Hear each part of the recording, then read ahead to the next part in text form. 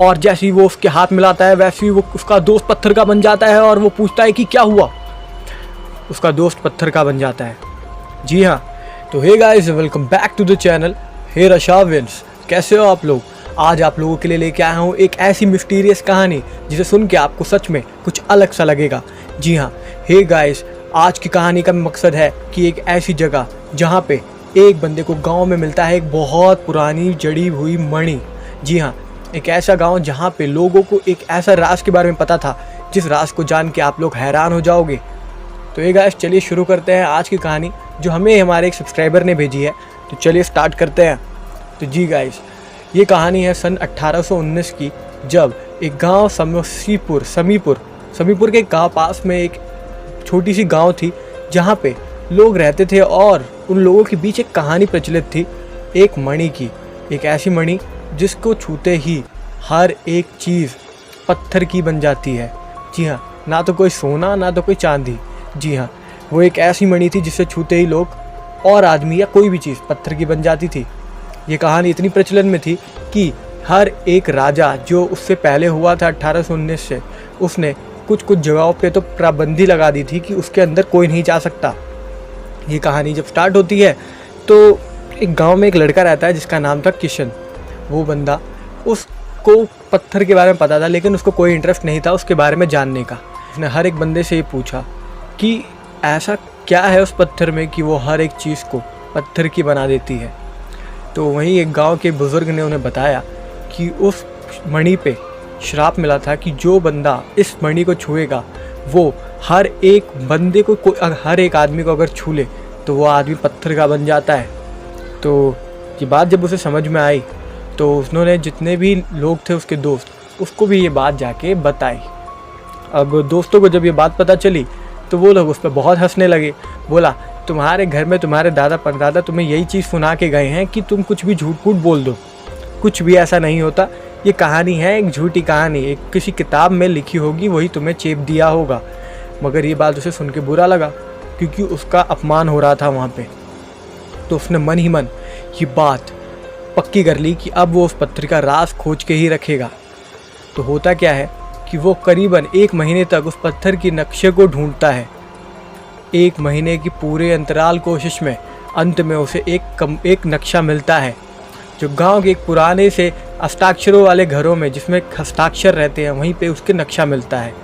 अब वो नक्शा लेके पहुंचता है एक पुराने खंडर किले में। अपना एक दोस्त साथ में लेके जाता है और वहीं ढूंढने फिरता है कि कहाँ पर है मणि। वो जो खंडर था उसमें वहाँ के पहले के राजा जो थे उन्होंने वहाँ मनाही कर रखी थी, कोई नहीं जाएगा। मगर ये लोग चुपके से रात के टाइम वहाँ चले जाते हैं। वहाँ होता क्या है कि अंदर जाते ही मशालें उसकी बुझ जाती हैं। जो मशालें जल रही थी वो बुझ जाती हैं। वो और आगे बढ़ते हैं और आगे देखते क्या है कि एक बुजुर्ग का आदमी एक डिब्बा के पास बैठा हुआ है। और जैसे ही वो उससे बात करने लगते हैं, वो आदमी उसकी तरफ देखता है और उसे बोलता है, जाओ यहाँ से। और जैसे ये उतना कहते हैं वो लोग डर जाते हैं। फिर वो वहाँ से भागते हैं और भागने के वक्त जैसे ही वो पीछे देखते हैं कि वहाँ कोई नहीं था, ना कोई बुजुर्ग आदमी ना कोई आदमी, कुछ नहीं था, खाली वो डिब्बा पड़ा हुआ था। जो किशन था उसने पक्का ठान लिया था कि आज वो मणि लेके ही जाएगा। तो उसके दोस्त ने उसे मना किया कि मत करिए, कुछ तो चाल है। मगर जैसे ही वो आगे बढ़ा, उसने उस डिब्बे को खोला। उसमें से निकली एक ऐसी चमकदार रोशनी जिसे देख के दोनों की आंखें खराब हो गईं, या कहूँ उनकी आंखों की रोशनी चली गई और उस मणि को कुछ समझ नहीं आया।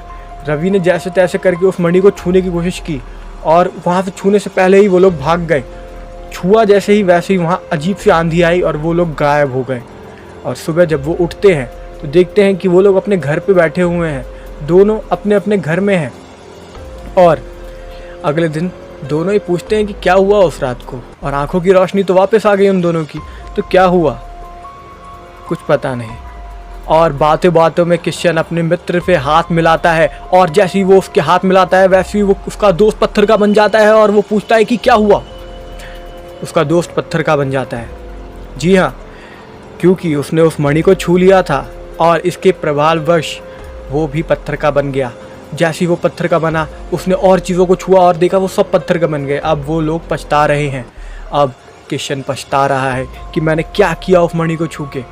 और जब ये बात गांव में फैली तो सब उससे दूर हो गए, और ये दूर होते होते उसको बहुत बुरा लगा। तो फिर वो गांव के एक बाबा के पास गया। उन्होंने उसको इसका उपाय बताया कि तुम्हें गंगा जल को उस मणि के ऊपर डाल के अपने हाथों से उस मणि को दोबारा छूना होगा। तो ये बात सुनते ही वो बोला कि मैं करूँगा, और ये बात करने के लिए वो फिर गया उसी किले में। इस बार अकेले गया और गंगा जल लेके वहाँ गया ही तो देखा वो आदमी वहाँ दोबारा खड़ा है। और ये देखने के साथ ही साथ उसे डर लगा, लेकिन अब उसे पता था कि अब वो किसी चीज़ को छुएगा तो पत्थर का बन जाएगा। वो बूढ़ा आदमी इस बार वहाँ से गया नहीं, उसने उसको पकड़ा, लेकिन उसने भी किशन ने कोई अपनी हिम्मत दिखाई और उसको छुआ, लेकिन उसको कुछ नहीं हुआ। वो इतना कहते ही डर गया और वो तुरंत भागा उस डिब्बे को छूने। वो पीछे से वो बूढ़ा आदमी उसके पीछे भागा, और जैसे ही वो डिब्बे के पास पहुंचा उसकी पूरी बोतल गिर गई गंगा जल की, और गंगा जल की बोतल में कुछ चंद बूंदें बची होंगी। और उसने तुरंत डिब्बा खोला और उसके अंदर वो बूंदें डाली, और जैसे ही छूने वाला था, छूते ही वहाँ एक तेज झटका आता है और सब कुछ वो खंडर के साथ साथ टूट जाता है, और वो गिरने लगता है पूरा खंडर उस पर। वो कैसे तैसे बच के वहाँ से भागता है और घर की तरफ जाता है। घर की तरफ जाते ही उसे वो बाबा पुनः मिलते हैं और कहते हैं, तुमने इस गांव पे इतने पुराने श्राप को आज़ादी दिलाई, मुक्त किया हम लोगों को, इसलिए तुम्हारा शुक्रिया। मैं उसी के लिए श्राप में बंधा हुआ था। और ऐसे किशन ने उस गांव में एक मणि का खोज की और अपने आप को भी बचाया। तो कैसा लगा आपको ये मिस्टीरियस स्टोरी रशावियंस? अगर अच्छा लगे तो प्लीज़ सपोर्ट करना। कुछ कहानी में चूक हो गई हो तो माफ़ी देना, लेकिन आप लोगों के लिए लेते आता रहूँगा ऐसी वीडियोस। अगर पहली बार आए हो तो लाइक एंड सब्सक्राइब ज़रूर करना, और एंड तक अगर रुके हो तो कमेंट कर देना वेल डन या कुछ भी लिख देना हाँ हम आखिरी तक थे आपके साथ। तब के लिए बाय, जय हिंद, जय भारत।